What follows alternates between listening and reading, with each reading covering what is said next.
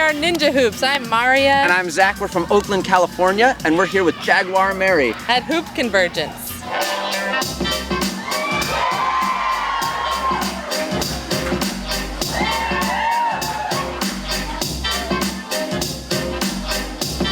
And we're going to teach you guys today the rising sun sequence.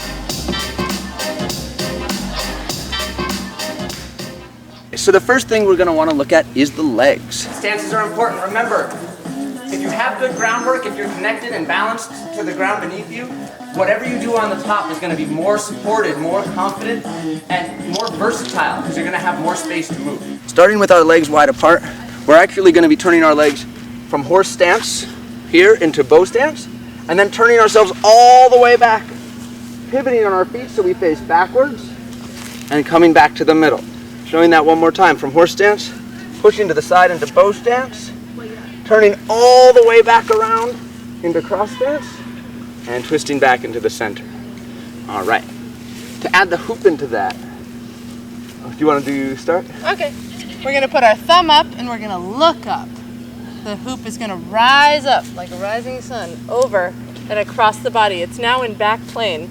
We're going to pivot into bow stance in order to get our hoop planar and do a little weave from the back to the front, at which point we come back into horse. We do this little isolation. We push into half a barrel roll, keeping our feet planted so we turn all the way to the back in cross stance, and then cast your hoop up into the air and down towards the ground, scooping up as you open towards the sky. And then you can do it again. One more time. Over the neck into bow stance, weave to the front, barrel roll, twist all the way to the back, open to the middle. A couple of pointers. Sometimes students get a little mixed up right after the barrel roll.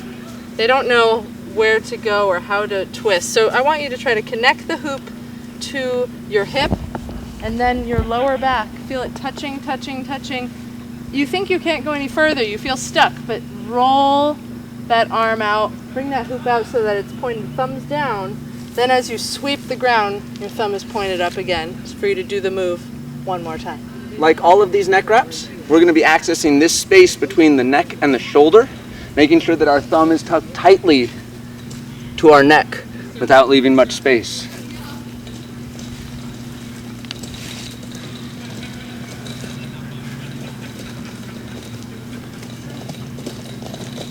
Remember not to move your feet off this spot. There's a tendency for people to try to turn all the way around, which is only going to get you halfway through the move. Keep your feet nice and planted. Go up, turning to bow, and turning into your cross stance. So you can go back. Let's talk about the other arm. So this move looks pretty cool if you do it without the other arm, but it loses something. You want to incorporate that other arm, and so I think about the arms being kind of polar almost the whole time at opposite ends. So you look up, thumb up, twist, open, that arm's at the side, and then it traces the hoop. And right here's that moment where the arms are completely opposite one another and they swirl back, maintaining that strong line. That's good. Also, it's good to try to keep your hoop near your left shoulder. My hoop comes over my left shoulder, rides around on my left shoulder, is still right next to my left shoulder, and here's the only moment when they separate. Back over. So I started hooping about 8 years ago, and Zach was doing some capoeira and some martial arts and acrobatics. The two of us met, and I taught him how to hula hoop, and he taught me martial arts and acrobatics. So we fused our styles, and that's what Ninja Hoops is. It's an embodiment of fusing different techniques and disciplines. Ninja Hoops trains all the time. We train every morning from 10 a.m. to noon at this facility in Oakland, the athletic playground. We do. When we're there, we work on a huge variety of things, acrobatics and hula hooping, but we also work on our aerials, on our juggling. We've started juggling clubs and capoeira. There's a lot of things that go on, and there's a lot of people with a variety of skills that we can draw on for information. We try to take a class whenever we can in something that is really hard and foreign to us, just to keep us fresh.